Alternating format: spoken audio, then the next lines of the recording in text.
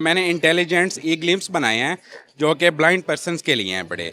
Means के जो blind person उनकी विजन्स नहीं है, ये उनको मोबिलिटी में काम देगी।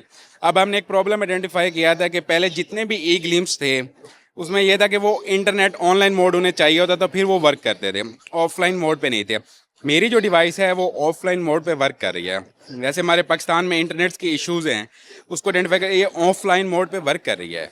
और ये ब्लाइंड्स को पाथ बताती है, लेट्स से कि ये आइडेंटिफाई कर रही है कि ये पर्सन है, टेबल है तो वो उसे बताएगी कि आप 2 कदम लेफ्ट या राइट हो के चले जाओ। उन्हें पाथ बताएगी, साइन बोर्ड्स बताएगी, जो भी बोर्ड पे टेक्स्ट लिखा हुआ है या न्यूज़पेपर पढ़ रहा है वो टेक्स्ट को रीड करके उसे बताएगा कि ये टेक्स्ट है। दूसरा इसमें एक और फीचर ये है कि रियल टाइम नेविगेशन, जो पीछे फैमिली बैठी है वो रियल टाइम नेविगेशन भी ले रही है कि इस टाइम हमारा पर्सन कहाँ पे मौजूद है।